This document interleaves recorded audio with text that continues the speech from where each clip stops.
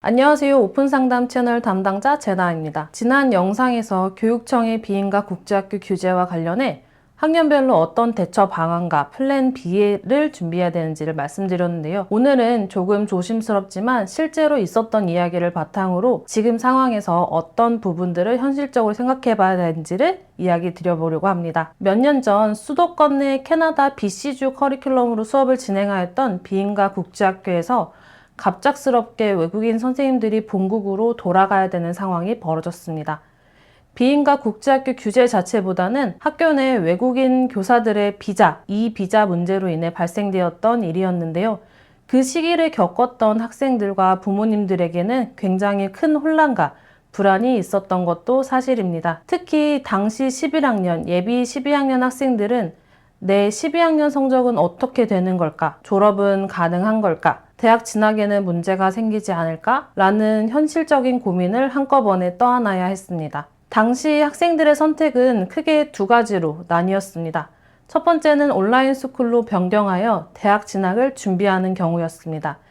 기존 학교 내 커리큘럼이 캐나다 커리큘럼의 과정이었다 보니 다른 국제학교의 미국 커리큘럼보다는 그동안 배워온 캐나다 커리큘럼으로 학업을 이어서 듣는 게 더 좋다고 결정을 하고 캐나다 온라인 스쿨로 변경하였는데요. 이 학생들은 비교적 안정적으로 수업을 듣고 추후 고등학교 졸업장까지 받고 대학에 입학을 했지만 캐나다 주정부 고등학교 졸업 조건을 맞추기 위해서 추가 졸업 요건까지 준비를 해야 되는 경우도 있었습니다. 또한 온라인 스쿨을 하게 된다면 온라인 스쿨 특성상 학생 스스로 학업 관리를 해야 하는 부분도 있었습니다. 두 번째는 학교 상황이 안정되기를 기다리며 기존 학교에 남은 학생들이었습니다. 학교 내 수업을 진행할 선생님들이 부족하다 보니 12학년 수업을 담당할 선생님도 부족하였는데 해당 학교에서는 과목별 수업을 캐나다 커리큘럼으로 진행되는 온라인 스쿨을 변경하였고 첫 번째 설명드린 학생들과 동일한 졸업장을 받았습니다. 당시 상황을 가까이에서 지켜보면서 느꼈던 건 결국 가장 힘들었던 건 단순히 학교 시스템의 변화 자체보다도 갑작스럽게 미래 계획이 흔들릴 수 있다는 불안감이었다는 점입니다. 특히 대학 입시를 앞두고 있었던 학생들과 학부모님들 입장에서는 단순히 학교를 계속 다닐 수 있느냐의 문제가 아닙니다.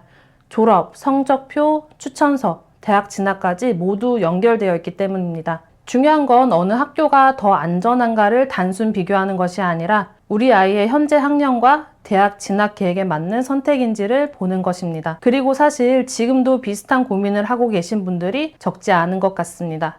그래서 오늘은 지금 시점에서 특히 예비 12학년 학부모님들과 학생들이 어떤 부분들을 미리 체크해보면 좋을지 이야기 드려보려고 합니다. 특히 현재 11학년, 여름 이후에 12학년에 올라가는 학생들과 부모님들께서는 이 네 가지 부분을 꼭 생각해 보셔야 합니다. 첫 번째로 교육부 지침이 앞으로 어떻게 결정될지는 그 누구도 정확히 알 수 없습니다. 비인가 국제학교의 일정 기간 유예 기간이 주어질 수도 있고 학교별 상황에 따라 서로 다른 방향으로 진행될 가능성도 있습니다. 하지만 만약 일부 학교에서 학사 운영에 변동이 생기는 상황까지 고려한다면 GED, 온라인 스쿨, 인가 국제학교 전학 등의 대안도 미리 알아보시는 것이 좋습니다. 다만 GED의 경우 대학별 인정 방식이나 평가 기준이 다를 수 있기 때문에 지원하려는 대학 방향과 함께 신중히 검토하시는 것이 좋습니다. 다만 여기서 꼭 말씀드리고 싶은 부분이 있습니다. 불안한 마음에 너무 급하게 결정을 내리지는 않으셨으면 좋겠습니다. 학교를 옮기는 순간 트랜스크립트, GPA, 졸업요건, 추천서 시스템까지 모두 달라질 수 있습니다. 앞으로의 대학 진학 방향에 정말 맞는 선택인지를 먼저 확인해 보는 것이 중요합니다. 특히 학교를 옮기게 되면 기존 국제학교에서 들었던 과목과 성적이 새 학교에서 얼마나 인정되는지도 반드시 체크하셔야 합니다.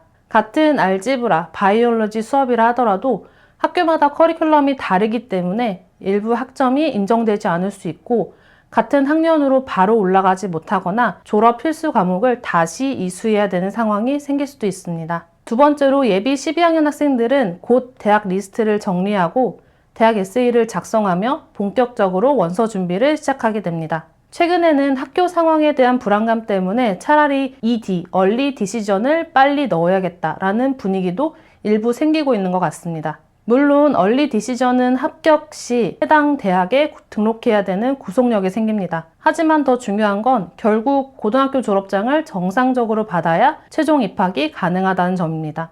만약 한국 내 비인가 국제학교 규제로 인해 고등학교 과정을 정상적으로 마치지 못하게 된다면 대부분의 미국 대학은 최종적으로 고등학교 졸업 및 최종 성적표 제출을 요구하기 때문에 12학년 과정을 안정적으로 마치는 부분 역시 매우 중요합니다.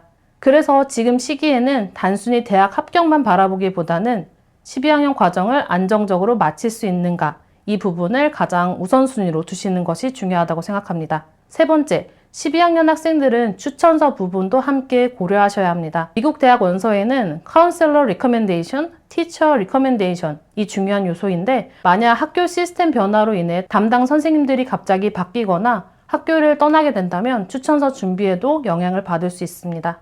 따라서 현재 담임 선생님이나 주요 과목 선생님들과의 관계를 잘 유지하고 필요한다면 추천서 관련 준비를 미리 해두시는 것도 방법이 될 수 있습니다. 마지막으로 현재 아이가 다니고 있는 학교 측에도 꼭 확인해 보셔야 되는 부분이 있습니다. 현재 외국인 교사 비자 상태는 안정적인지, 성적표 발급에는 문제가 없는지, AP, SAT, IB 관련 행정은 정상적으로 진행되고 있는지, 마지막으로 혹시 모를 상황이 발생 시 학교 측의 대응 계획은 있는지, 이런 부분은 학부모님들께서 직접 학교 측에 확인해 보시는 것이 좋습니다. 여기서 한 가지 다행인 부분도 있습니다. 미국 대학들은 단순한 환경 변화 자체보다 그 환경 속에서 학생이 어떤 태도로 학업을 이어갔는지를 함께 보는 경우가 많습니다. 실제로 코로나 시기에도 학교 환경이 갑자기 바뀌었던 학생들이 많았고 대학들도 그러한 배경을 어느 정도 이해하고 평가했던 사례들이 있었습니다. 따라서 학교를 갑자기 옮기게 되거나 예상치 못한 상황을 겪게 되더라도 그 과정 속에서 학생이 어떻게 적응하고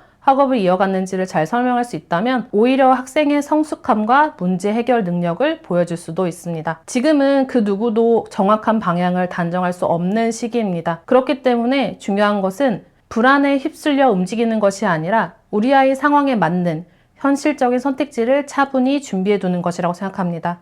그리고 아무 일 없겠지라고 막연히 생각하는 것보다 혹시 모를 상황에 대비해 플랜 B를 준비해 두는 것은 분명히 다른 이야기입니다. 앞으로도 비인가 국제학교 관련 변화가 있다면 최대한 객관적으로 정리해 드리겠습니다. 다른 의견이나 사례가 있으시면 댓글로 함께 나눠주시면 좋겠습니다. 감사합니다.